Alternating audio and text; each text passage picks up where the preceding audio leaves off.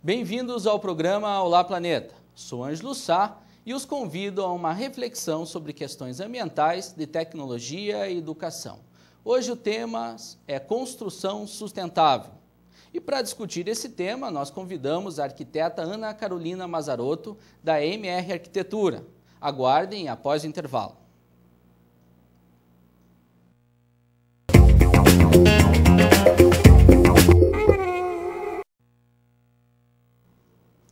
O programa Olá Planeta vai discutir nesse programa as questões que envolvem meio ambiente e construção, as construções sustentáveis. Tá? Para isso, nós convidamos a arquiteta Ana Carolina. Obrigado por aceitar o convite. Eu que agradeço. Nós temos uma porção de dúvidas a respeito, porque nós sabemos, né, as discussões ambientais estão cada vez mais emergentes, e a arquitetura e a construção estão incorporando essas questões, né? Então, nós percebemos a inclusão do tema ambiental também na arquitetura. Mas antes, Ana, como que é a arquitetura no Brasil, para que a gente possa entender e fazer essa correlação, em que momento que as questões ambientais começou a fazer parte dos projetos? Bom, as primeiras discussões sobre a arquitetura que envolvia esses conceitos ambientais se iniciaram nos anos 60 com o despertar ecológico, nos anos 60. E daí, nos anos 90, houve uma retomada que já não se falava mais em arquitetura ecológica e sim em arquitetura sustentável. E esse seria o momento em que a gente está agora, na arquitetura aqui no Brasil. E como mudou o conceito sustentável para ecológico? Ficou mais amplo esse conceito? Sim, ele ficou mais amplo. O conceito da arquitetura ecológica, ela focava principalmente a conservação do meio ambiente. Já a sustentabilidade ou a construção sustentável, ela, além das preocupações ambientais, ela incorpora as questões econômicas e sociais. Na prática, isso quer dizer que, por exemplo, uma construção, uma edificação sustentável, ela vai, além de se preocupar com materiais corretos e com o impacto sobre o meio ambiente, ela também vai procurar ser uma construção confortável, uma construção eficiente energeticamente. Assim, construções que sejam mais funcionais? Sim, mais funcionais, durabilidade é uma questão muito importante quando você fala em arquitetura sustentável, e também flexibilidade. Uma obra sustentável tem que durar por muito tempo. Que a gente, até pegando por exemplo, tem alguns prédios no centro de Curitiba que eles estão fechados e precisando de reformas porque eles não conseguem atender a demanda contemporânea. Tinha as lojas muito pequenas, o espaço foi mal projetado. Então, dessa forma, você pensar na durabilidade sem precisar dessas adaptações e dessas reformas que aborrecem todo mundo, seria uma questão também... É um conceito sustentável que tem que ser perseguido nos dias de hoje. Então, quando você constrói, você tem que pensar, fazer uma projeção de vários anos em termos de funcionalidade. Exatamente. Isso vai incluir questões, pensamento, projeto, sobre o projeto, sobre o programa, que ele não pode ser um programa que feche a edificação, que ela possa ser facilmente reversível para uma outra coisa, porque as funções, as necessidades vão mudando com o tempo, mas isso também envolve uma boa escolha de materiais que não sejam nem de moda, nem que durem apenas 2, 3 anos, já tenham que ser repostos. Eu já vi ser questionado, a gente teve um período, em Curitiba pelo menos, pela minha observação, né, não uma observação de arquiteto, mas de curioso, estavam construindo muitos prédios, todos envidraçados, vidro fumê, e todos fechados, e a necessidade de iluminação artificial, a necessidade de ar-condicionado. Isso é uma questão de moda ou isso saiu ou ainda continua? Ou sofre influência pela questão das construções sustentáveis? Olha, esses edifícios que você está comentando é uma coisa que a gente ainda tem que conviver, mas se você olha... Temos que conviver. Mas se você olha, por exemplo, nas pesquisas e nas construções que estão sendo feitas nos Estados Unidos ou na Europa, isso já não se usa mais. Por exemplo, um edifício comercial na Europa não pode mais ser um edifício de vidros escuros ou um edifício de vidros reflexivos. Por que isso? Porque, por exemplo, o uso do vidro reflexivo, você está, na verdade, devolvendo o problema do teu calor, você está jogando para a cidade. Né? Então, quando você hoje vai pensar num edifício, é um conceito sustentável também, de uma construção sustentável, pensar no entorno e como que ela vai estar afetando aquele entorno. E falando um pouco sobre essa dependência digamos, dos sistemas de condicionamento de ar, isso tem muito a ver com a forma como o projeto é feito. De repente, a influência nesses edifícios comerciais é mais uma questão de modismo, de pressão de mercado, porque o investidor acha que tem que ser daquele jeito, do que uma resposta... perguntando, tem ar-condicionado, em vez de perguntar Exatamente. Qual que é a condição térmica do ambiente? Sim, porque existem outras formas de você resolver. Por exemplo, Curitiba, a princípio, pelo nosso clima, nós não precisaríamos usar ar-condicionado em momento algum, se a nossa arquitetura fosse pensada dessa forma. E acaba sendo uma exigência. A gente é uma exigência mercadológica. Assim como tem a febre da sacolinha, eles querem sacolinha para tudo, querem ar-condicionado para tudo, né? Sim. E outras coisas relacionadas também com, não só na construção em si, mas na decoração, nos móveis, se vai usar carpê, tipo de cor de parede, isso também é questionado quando se fala de sustentabilidade? Sim. Paredes mais escuras, carpês usam muito mais produtos para limpeza. Essa questão da manutenção, ela é pensada? Uma questão muito importante hoje é quanto à manutenção da qualidade do ar interno.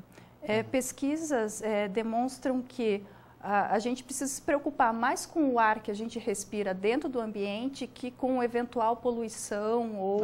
não sabia disso. Exatamente, porque você estava falando sobre os materiais que são usados internamente, né? Muitas vezes a gente não se questiona se aquele material está ou não prejudicando a nossa saúde de alguma forma. Seja como no caso do carpê que você citou, nós teremos o problema da cola na hora da instalação, que vai ser ele vai emitir os chamados compostos voláteis, muito prejudiciais à saúde. Algumas pessoas com maior sensibilidade vão passar mal, até aqueles elementos, esses compostos forem excluídos do ambiente. Mas também a gente tem muitos tecidos e mesmo carpê, tapetes que vão ficar absorvendo, acumulando o pó e criando ácaros, que também vai produzir alergias, coisas assim.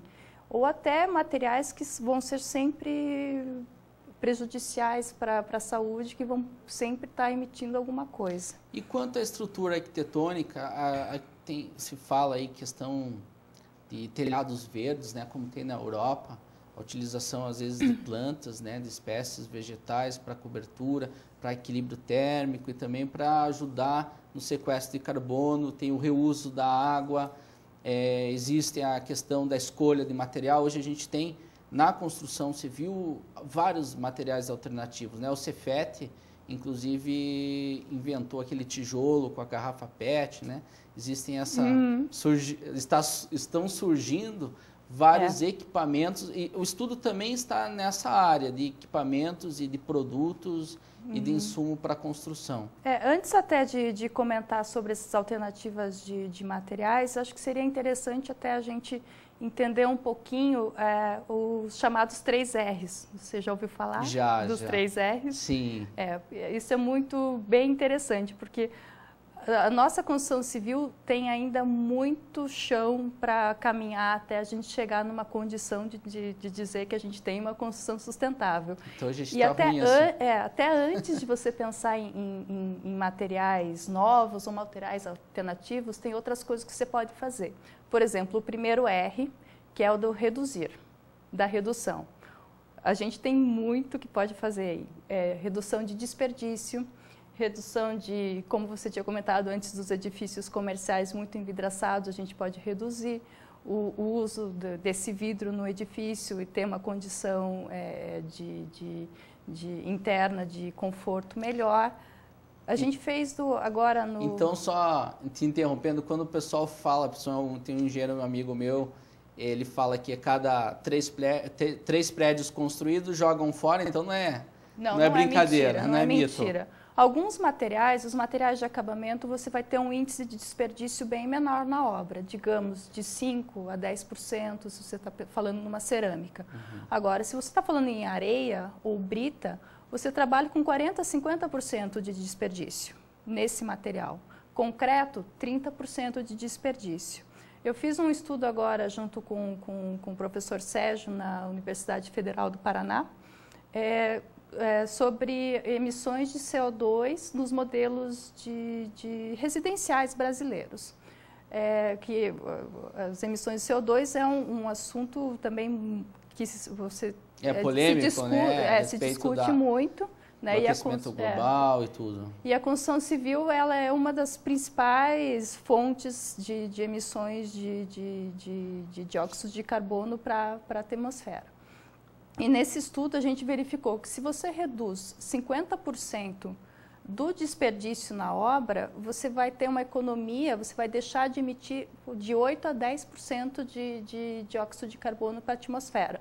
E isso é um índice bem significativo.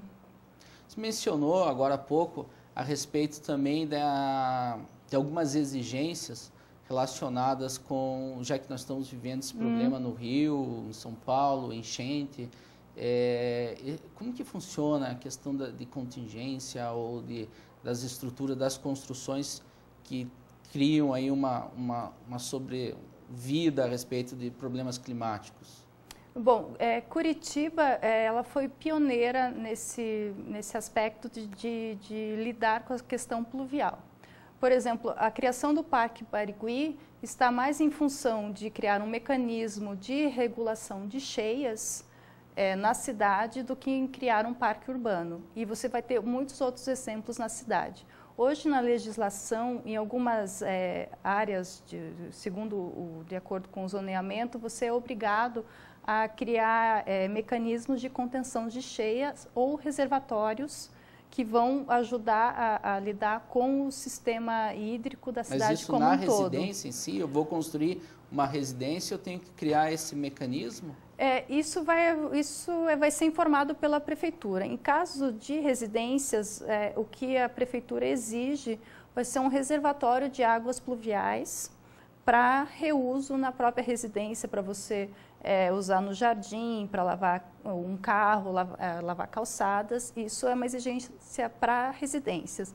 Agora, para edifícios construídos no centro da cidade ou edifícios a partir de uma determinada área, ele já é obrigado a ter um mecanismo mais complexo, mais pensado para prevenção de cheias na cidade.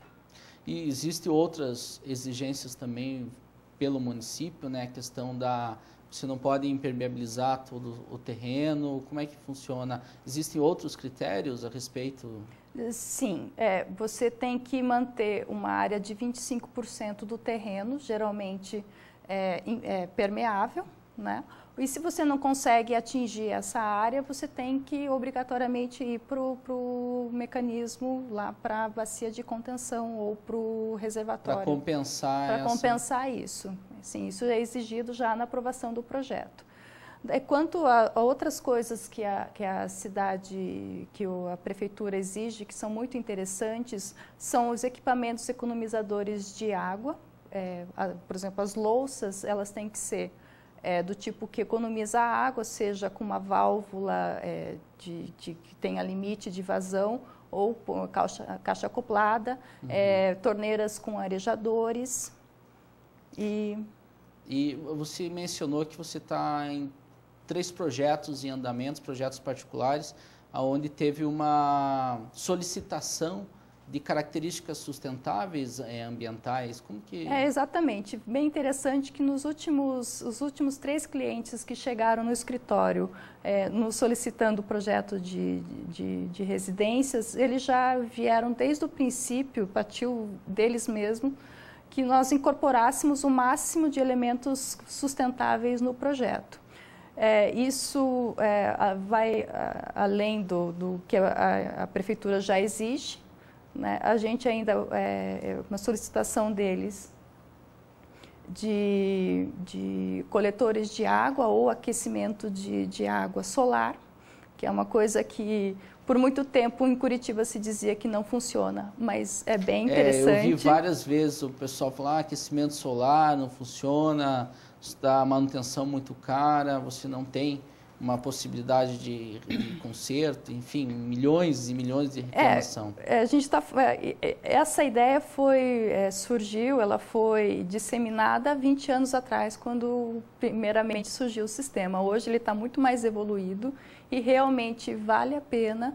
Existem estudos feitos já na universidade, até quanto ao dimensionamento ótimo e quanto que você poderia economizar usando o aquecimento de água solar. E se pensa hoje até na escolha da divisão interna, da decoração interna, da escolha de cores, ainda não está bem presente o conceito ambiental, ainda vai mais para o gosto do cliente, porque eu participei de algumas... da Casa Cor do ano passado aqui em Curitiba, nós tivemos várias apresentações de projetos arquitetônicos, considerando e levando muito a sério a questão do uso de material reciclado, a madeira de demolição, até a questão da cor, né? Enfim, questionando o projeto em si com um peso significativo relacionado com as questões